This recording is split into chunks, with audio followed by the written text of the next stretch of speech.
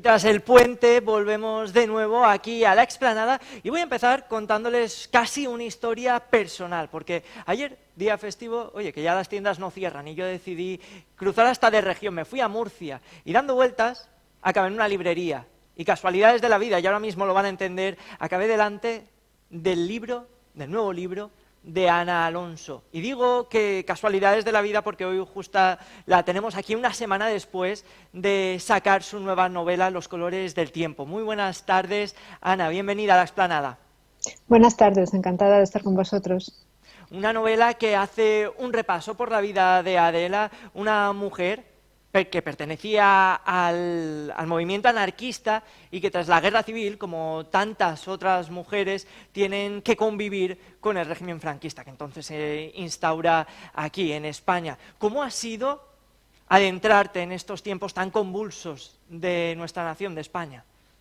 Bueno, ha sido duro porque fue una época de terrible represión, de penurias económicas y para alguien como la protagonista, como Adela, que es una mujer que viene de la militancia anarquista, que ha vivido sus ideales con muchísimo entusiasmo, pues de repente el encontrarse sin perspectivas de ningún tipo en ese mundo hostil y además con una hija a la que tiene que sacar adelante sola, pues no es nada fácil, ¿no? Entonces, cuando escribes te pones en el lugar, ¿no?, de los personajes y realmente sufres con ellos, así que no ha sido fácil el proceso de escritura.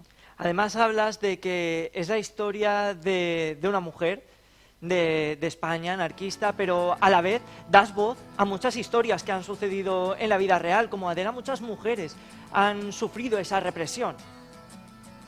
Sí, sí, la verdad es que bueno, pues en muchísimos ámbitos las mujeres a lo largo de toda la historia siempre han estado en primera línea, digamos, de la lucha contra la represión y también pues han sido las que han sufrido en primera persona. Esto no quiere decir que los hombres no lo hayan sufrido, pero quizá desde una sensación mayor de impotencia porque los huecos que dejaba la sociedad franquista a una mujer pues eran muy limitados, las posibilidades de crecimiento muy exiguas y entonces pues resultaba difícil realmente para alguien que venía de otro mundo bueno, pues adaptarse y adaptarse además con honestidad y sin traicionarse a sí misma.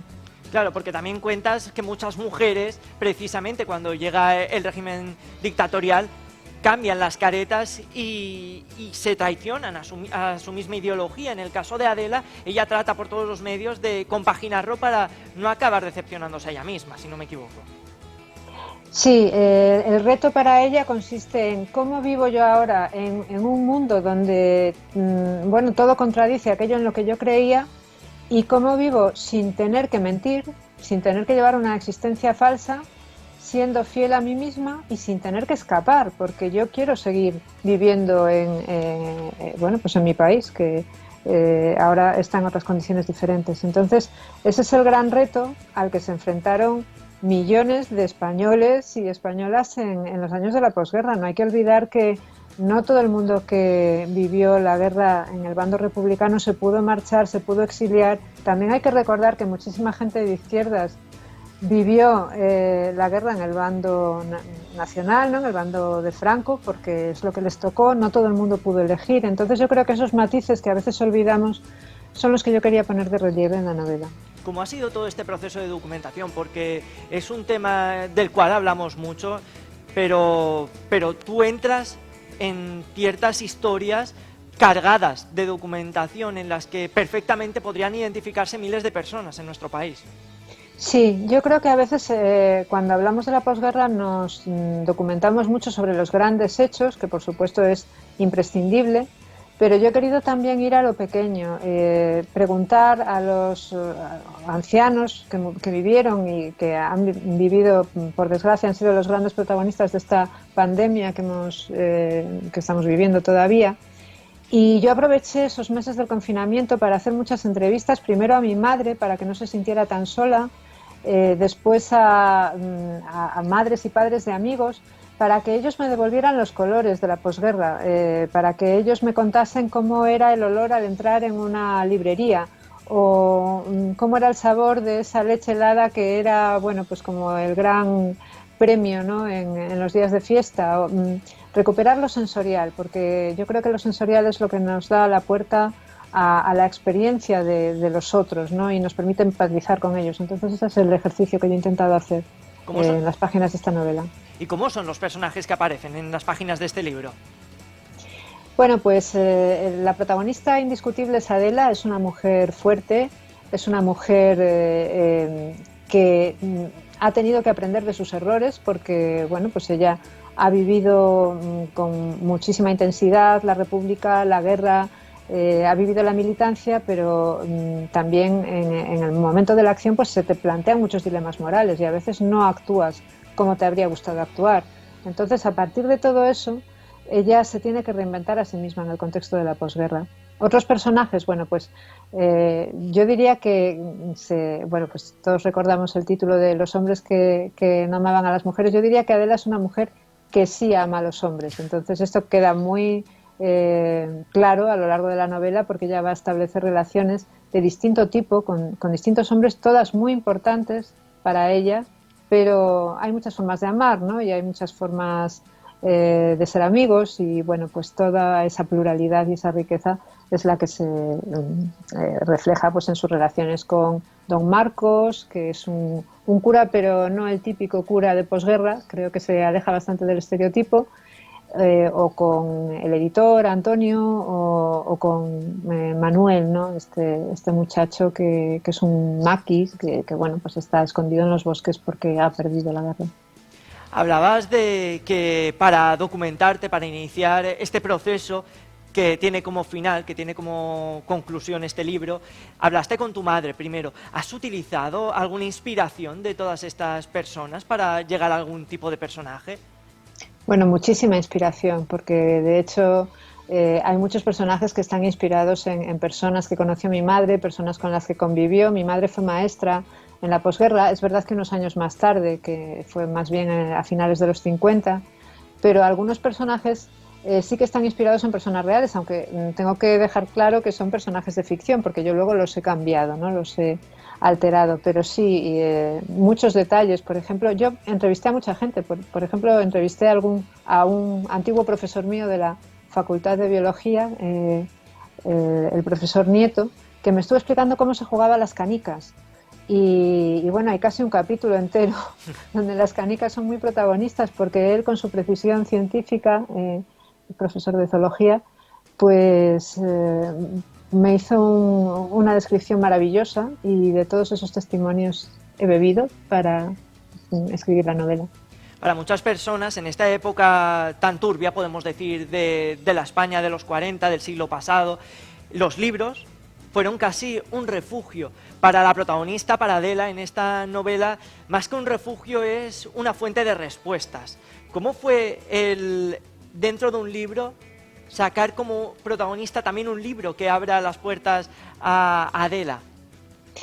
Pues esta fue la idea inicial de la novela, porque a mí me fascinó enterarme de que durante toda la República y también durante la guerra se publicó una colección de novela rosa anarquista que llegó a miles y miles de personas porque eran tiradas, fue una colección muy amplia de 100 y pico números y eran con tiradas de 50.000 ejemplares. Esto quiere decir que llegaban a muchísima gente. Entonces, por eso hay un libro dentro de otro libro, ¿no? Porque esta colección, que se llamaba La novela ideal, pues lo que planteaba eran unas historias muy románticas, pero al mismo tiempo pues muy propagandísticas, ¿no? Era una manera de intentar influir directamente en la sociedad y de cambiarla a través de la literatura popular en este caso. Entonces me pareció muy bonito el rescatar el recuerdo de esa novela ideal que intentaba cambiar el mundo y el ver en qué quedaron esos ideales después en la posguerra y cómo a partir de ahí se pudo construir algo diferente. Y además de los libros también aparece otro elemento que hoy lo damos casi por perdido. Vamos, mandar una carta, teniendo el WhatsApp, ya parece casi una barbaridad, una locura. Hoy día nadie lo hace, pero las cartas también nos han ayudado a entender parte de la historia. A través de las cartas no solo nos hemos comunicado, yo llegué a usarlas, imaginarse, pero también nos han ayudado a entender partes de la historia. Tú las usas como un recurso en esta novela. Sí, escribir una carta hoy sería casi una excentricidad, pero hay que recordar que estamos hablando de épocas en las que el uso del teléfono era muy restringido, no había en los pueblos, no había posibilidad de utilizarlo o muy poca. Y las cartas además tardaban mucho, no era esto de, bueno, no es la inmediatez del correo electrónico, sino que la gente esperaba y luego en la posguerra se daba también la circunstancia de que te podía llegar una carta toda tachada, ¿no? Yo he visto muchas cartas recibidas por mi abuela y todas tachadas porque la censura pues intervenía. Entonces, bueno, pues claro, era una manera de comunicarse que ahora nos parece impensable, ¿no? Pero era muy importante. Y además de los personajes también podemos encontrar algunos cameos, algunas personas que existieron en la vida real y que tú has querido introducir en este libro. ¿Cómo fue la idea de meter a personas tan dispares como quizás Gloria Fuentes, José Camilo, José Cela? ¿Cómo fue esta idea? Bueno, surgió de una manera natural, o sea, yo lo que no quería tampoco era forzar la historia para que aparecieran estos personajes, pero sí que es verdad que desde el momento en que concebí la historia, pues era natural que apareciese Federica Montseny, la que fue ministra durante la Guerra Civil, ministra anarquista, republicana, pues ella fue una de las grandes autoras de la novela ideal. Ella escribió decenas de novelas porque la editorial, además, que publicaba estas historias anarquistas románticas, pertenecía a sus padres. Entonces era inevitable que saliera, bueno, convertida en Fanny Germain, que era el alias que ella utilizaba para actuar en la clandestinidad cuando venía desde Francia en la posguerra.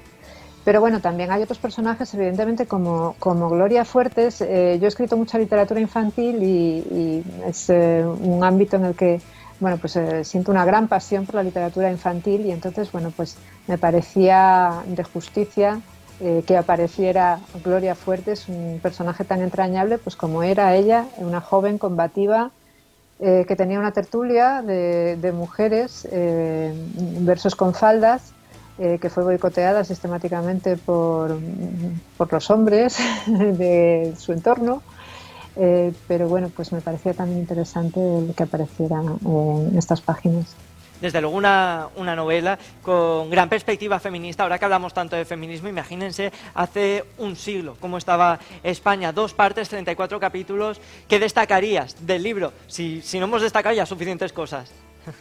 Bueno, pues yo destacaría que es un homenaje también a la magia de lo cotidiano, ¿no? Yo creo que muchas veces cuando leemos, a mí como lectora, pues me gusta visitar lugares exóticos y empaparme de ese exotismo, pero en este libro yo lo que he intentado es llevar a los lectores el exotismo de lo cotidiano. Si cambiamos la mirada, cualquier detalle, cualquier olor, cualquier sonido puede ser tan evocador como si de repente estuviésemos haciendo un viaje a un mundo diferente. Y viajar a otra época es también adentrarse en un mundo diferente, ¿no? Entonces eso es lo que yo destacaría de Los colores del tiempo. Un intento de recuperar la sensorialidad de otra época distinta. Claro, porque si el tiempo pudiera tener un color, ¿cuál sería? Al menos de este que narras en este libro. Yo creo que no me podría quedar con uno solo, me quedaría con el arco iris entero, ¿no? Con todo lo que significa de pluralidad y de alegría, ¿no? De al final no renunciar a ninguno de los colores porque nos quedamos con todos. Pues muchísimas gracias, Ana Alonso, por estar esta tarde con nosotros, por presentarnos esos colores del tiempo. Muchísimas gracias a vosotros, ha sido un placer. Buenas tardes a todos. Y nosotros no nos vamos. Bueno, nos vamos a ir, pero solo unos minutos, porque enseguida vamos a volver, porque la publicidad ya lo saben que manda, y enseguida estamos de vuelta, porque hoy, como es miércoles, vamos a volver otra vez a seguir los consejos que nos deja Consume entre nosotros en esa sección que tiene Esteban Sancanuto cada miércoles con nosotros. Vamos allá.